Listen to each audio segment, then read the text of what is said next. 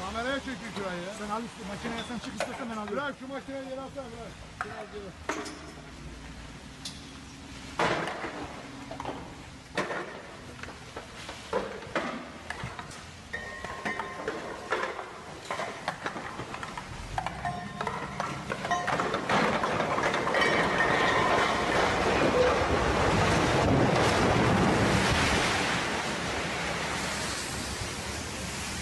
Hocam yıkıldı.